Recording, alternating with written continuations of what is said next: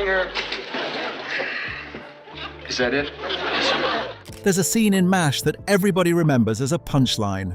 Maxwell Klinger is standing in the middle of the camp in a full-length evening gown, sequined, completely impractical, absolutely absurd in the context of a forward surgical unit in the middle of the Korean War.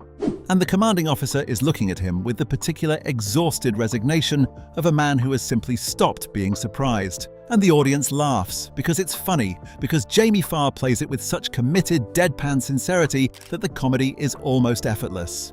Because a man in a dress in a war zone is, on its surface, one of the more reliable visual jokes in television history.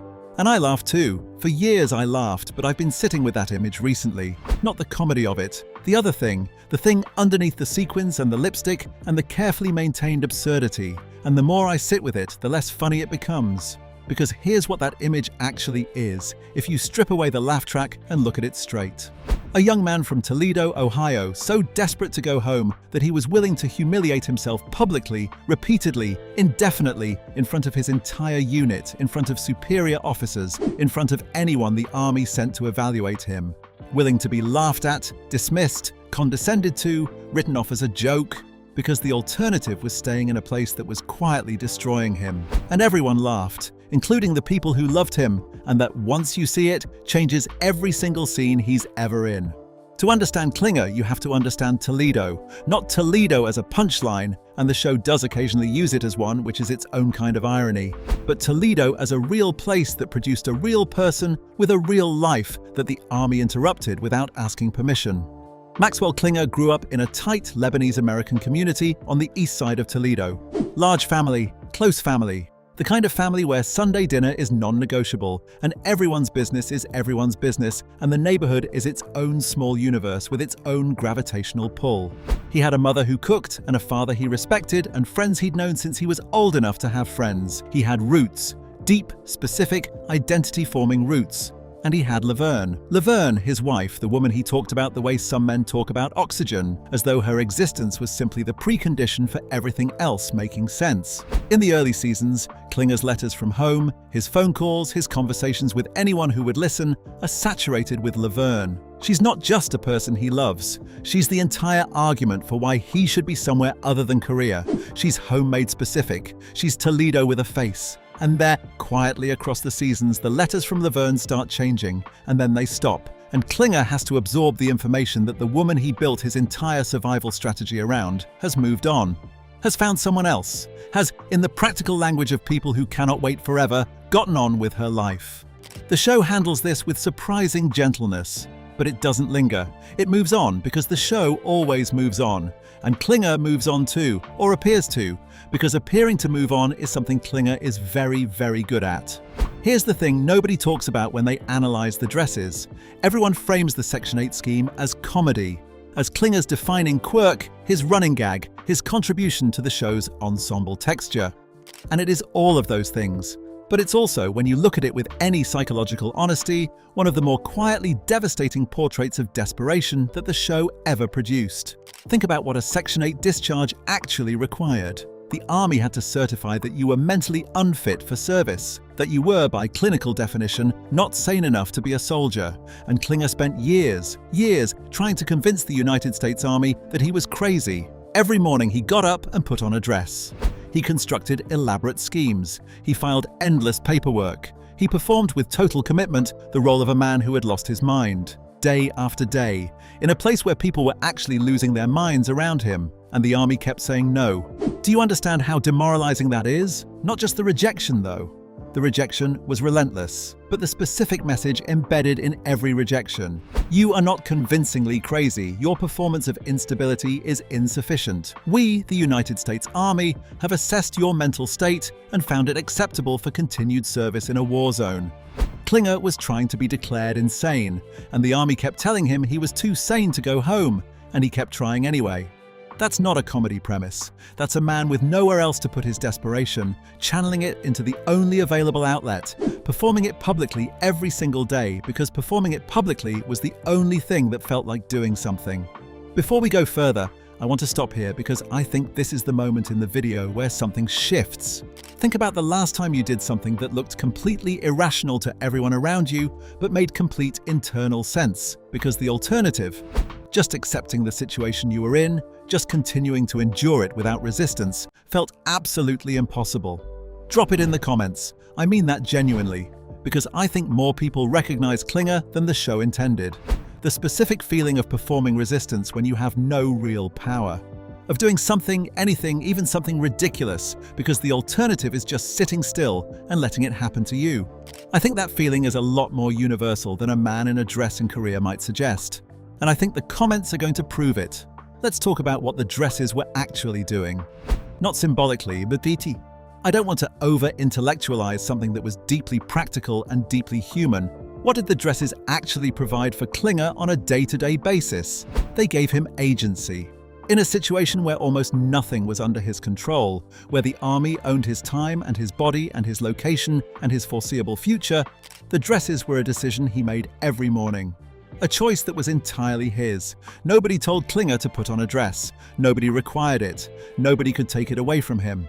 In a life that had been comprehensively stripped of autonomy, the dresses were the one area where Klinger was completely, stubbornly, defiantly in charge. And there's something else, something I didn't notice for a long time. The dresses were also armor, not in the ironic sense. Obviously, a chiffon evening gown is not protective equipment. But emotionally, the dresses created a buffer between Klinger and the full weight of where he was. As long as he was performing the Section 8 scheme, as long as the next elaborate plan was in progress, he wasn't just a soldier in Korea with no way out and a wife who'd moved on. He was Klinger, the guy with the dresses, the camp's ongoing theatrical production, the one who made everyone laugh. The role kept him from having to fully occupy the reality of his situation. Sound familiar? It should. Because it's the same thing Hawkeye was doing with the jokes, the same thing Radar was doing with the teddy bear and the innocent routine. The whole camp was running on coping mechanisms dressed up as personality. And Klinger's was just the most visible, because he was wearing it on the outside. If this kind of deep emotional excavation of MASH characters is what you're looking for, subscribe before we keep going. Every week we do exactly this. Find the hidden sadness inside the characters everyone thought they already understood. It's all we do here, and there's a lot more coming. Now I want to talk about the moment that I think is the single most emotionally revealing scene in Klinger's entire arc. And it's not one of the big moments. It's not his departure from the camp in the finale. It's smaller than that, and quieter, and the show barely pauses on it. It's the moment Klinger stops trying to get a Section 8. There's no dramatic announcement, no formal surrender. He just gradually stops filing the requests and constructing the schemes and escalating the absurdity. And the dresses become less about the discharge and more about what exactly? Habit? Identity? The fact that he's been doing it so long that stopping would feel like a different kind of loss. And here's what I think is actually happening in that gradual stopping. Klinger has absorbed, finally, the information that the army has been sending him for years. Not just that the scheme isn't working. Something deeper. That this is his life now. That Korea is not a temporary interruption of his real life. It is, for the foreseeable future, his real life. That the version of himself who existed in Toledo, with Laverne, with the family on Sundays, with the neighborhood that had its own gravity, that version is not waiting patiently for him to come back to it. It has already started changing without him. Some of it is already gone, and I think the moment Klinger stops fighting for the Section 8 is the moment he allows himself to know that. It's not acceptance exactly, it's exhaustion. The specific exhaustion of fighting a battle you've started to understand you cannot win, and the terrible peace that settles in when you finally stop swinging. That moment is barely visible in the show, but it's there, and once you see it, you can't unsee it. Let's talk about what Klinger was like when the dresses came off, because here's the thing that surprises people when they really think about it. Klinger, without the Section 8 scheme, without the elaborate costumes and the desperate paperwork and the theatrical performances for military psychiatrists, Klinger is extraordinarily competent. Genuinely, impressively, remarkably competent. When he takes over the company clerk role from Radar in the later seasons, he doesn't just fill the position adequately. He grows into it with a natural aptitude that shouldn't be surprising but somehow is, because the show spent so long framing him as the camp's comic relief that his actual capabilities became almost invisible. He manages logistics. He handles paperwork with precision. He navigates military bureaucracy with a fluency that suggests this was always available to him, always part of who he was, just buried under layers of chiffon and desperation. And watching it happen is one of the quieter pleasures of the later seasons, if you're paying attention. This gradual emergence of a person who was always there but never had the right conditions to surface. Because the dresses, for all the purpose they served, also cost him something. They locked him into a role. They made him legible to the camp in a specific way that was useful for survival, but limiting for everything else. As long as Klinger was the Section 8 guy, the dress-wearing schemer, the comedy fixture, nobody was looking at him and thinking capable. Nobody was thinking competent. Nobody was thinking this person has real gifts that this situation is wasting. The role protected him and diminished him simultaneously, which is the cruel arithmetic of most survival strategies. They save you from one thing while quietly taking something else. And the tragedy isn't that Klinger was underestimated, because underestimation is survivable. The tragedy is that for a significant stretch of his time at the 4077th, he was underestimating himself. He had worn the costume so long and so completely that somewhere along the way he had half convinced himself that the costume was the whole story. It took Radar leaving and a job nobody else was available to do, and the particular pressure of genuine responsibility to remind him that underneath the gowns there had always been someone worth taking seriously. He just needed the war to finally, accidentally, give him permission to show it. And think about what that means. Klinger spent years performing incompetence, or rather performing instability, to escape a situation.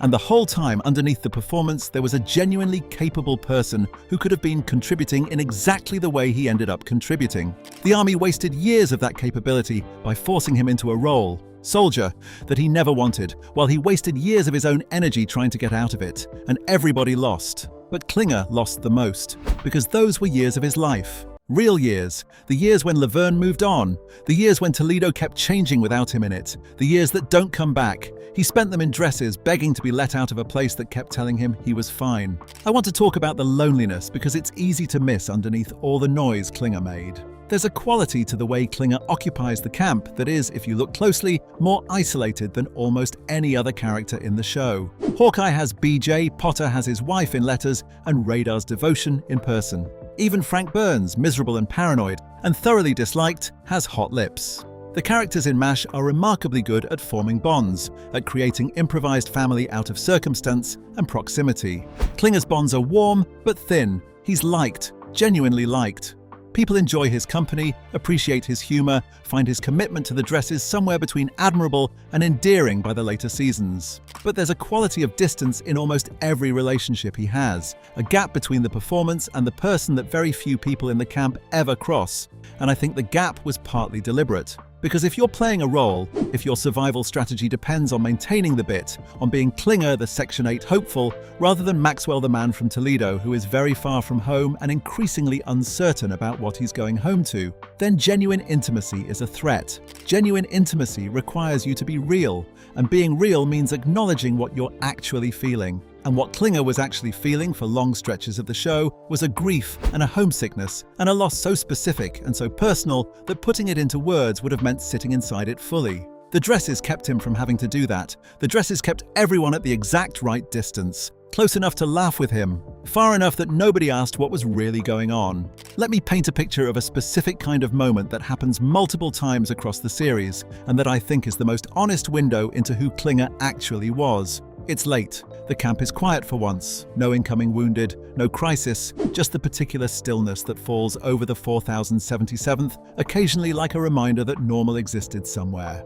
And Klinger is in his space and the dress is hanging up, and he's just Maxwell for a minute. Not performing, not scheming, not writing another request for a Section 8 that's going to get denied. Just a guy from Toledo sitting with the distance between himself and everything he loves. And in those moments, the ones the cameras caught occasionally, the ones Jamie Farr played with such quiet authenticity that they almost don't register as acting, you can see the whole architecture of who this man was underneath the gowns and the lipstick and the commitment to the bit. Someone who loved his family with a fierceness that the army's paperwork couldn't categorize. Someone who understood that home wasn't just a place but a whole specific texture of life. The smells of his mother's kitchen, the sound of his neighborhood, the particular comfort of being known by the people around you in the deep, pre-language way that only happens when you've been somewhere long enough to become part of it. Someone who was very, very far from all of that, and who woke up every morning and put on a dress because it was the only way he knew how to keep fighting for it. Now let's talk about the finale, because Klinger's ending in Goodbye, Farewell, and Amen is one of the most emotionally complex endings the show gives any character, and I don't think it gets nearly enough credit. When the war ends and the camp begins to disband, every character faces their own version of the return home. For most of them, home is where the healing is. Home is the thing they've been holding on to. Home is the answer. Klinger stays in Korea. Let that land for a second. The man who spent years in dresses begging to leave Korea. The man whose entire visible identity was built around getting out. The man who referenced Toledo in approximately every third sentence and treated home like a physical ache that only geography could cure. He stays because he fell in love with Soon Lee, a Korean woman searching for her displaced family. And love for Klinger was always the most powerful gravitational force. It's what Toledo meant. It's what Laverne meant. It's what the dresses were always really about. Not freedom in the abstract, but the specific freedom to be with the specific people who made life feel like life. And there's something almost poetic about that, if you're willing to sit with the bittersweet version of poetic rather than the comfortable one. The man who spent years performing instability in order to get back to love found love in the very place he was desperate to leave. The thing he was running toward had been waiting unexpectedly in the thing he was running from. And that kind of irony either breaks you or it reorients you completely, and Klinger, because he was always underneath everything someone who chose to keep going, let it reorient him. He didn't fall in love with Soon Lee instead of going home. He fell in love with Soon Lee and discovered, with the particular quiet shock of a realization you weren't prepared for, that home was not a fixed address, but a feeling you carried and occasionally, if you were lucky enough and paying close enough attention, found again somewhere you never expected to find it. Toledo didn't stop being home, it just stopped being the only one. And now that person is here, in Korea, and her people are here, lost somewhere in the chaos of a war's ending. And Klinger, who understands better than almost anyone what it feels like to be separated from the people who make you whole, cannot leave her to find them alone. So he stays. And it's beautiful, and it's heartbreaking, and it's the most Klinger thing he ever did. Because the dresses were never really about escaping Korea, they were about getting back to love. And when love appeared, real love, the kind that reorganizes everything, the geography stopped mattering. Toledo could wait. But here's what I keep coming back to, the thing I can't quite shake when I think about Klinger's ending. He got what he was looking for. He found love again. He found a reason. He found Soon Lee and Soon Lee's family eventually, and a life that was built from the wreckage of a war rather than interrupted by one. But he gave up Toledo to get it. He gave up the neighborhood and the family Sundays and the East Side community and the specific gravity of the place that made him who he was. He gave up the thing he spent years in dresses trying to get back to. And the show presents this as a happy ending. And in many ways it is. Love is real. Soon Lee is real. The life they'll build together is real. But there's a loss inside the happy ending that the show doesn't quite name. A Toledo-shaped hole that no amount of love in Korea can entirely fill. The version of Klinger who came home to his neighborhood, who sat at his mother's table, who walked streets that had known him since before he was a soldier, that version never quite gets to exist. The war took it. Not violently, not in a way anyone would point to and call a casualty. Just gradually through the years and the distance and the changes that accumulate while you're somewhere else, until coming home means coming back to something that is almost but not quite the thing you were fighting to return to. Klinger understood this better than he ever said out loud. And that's the sad truth behind the dresses. Not that the scheme didn't work, not that the army kept saying no, not even that Laverne moved on, or that Toledo changed, or that home became more complicated than a word. The sad truth is that Klinger was never crazy. He was one of the sanest people in the entire camp. He looked at his situation with perfect clarity, calculated the cost of staying, decided the cost was unacceptable, and devised the most creative available strategy for reducing it. Then he executed that strategy with total commitment for years. Then he adapted when it stopped working. Then he found a new reason to keep going when the old reason was gone. That's not the profile of a man falling apart. That's the profile of a man who understood, at some very deep and very quiet level, that survival isn't about staying strong in the conventional sense. It's about staying inventive, about refusing to let the situation have the last word, about finding the next handhold before the current one gives way, even if the next handhold is a sequined evening gown in a war zone. And what makes it genuinely heartbreaking isn't that the scheme failed, or that the army never gave him what he asked for. What makes it heartbreaking is that Klinger used every ounce of his considerable intelligence and creativity and emotional resilience, qualities that in a different life, in a different circumstance, could have built something extraordinary. And he spent them entirely on trying to escape a place he never should have been sent to in the first place. The talent was real, the fight was real, the loss of all those years, all that energy, all that inventiveness poured into survival instead of living. That was real too. That's not instability, that's resilience. That's a person refusing, with every tool available to him, to simply accept a reality he didn't choose and couldn't change and couldn't survive unchanged. The dresses weren't a sign that Klinger was broken, they were a sign that he was fighting. Every ridiculous, sequined, completely impractical sign of it. And the saddest part, the part that I genuinely can't stop thinking about, is that everyone who watched him fight called it comedy. He was screaming, in chiffon, at the top of his lungs, and we laughed. And he let us, because letting us laugh was the only way to keep the dresses on, and the dresses were the only thing keeping him going. Maxwell Klinger, the funniest man in the 4077, who was never, not once, actually joking. Drop your video ideas in the comments. Genuinely, the best ones come straight from you. See you in the next one.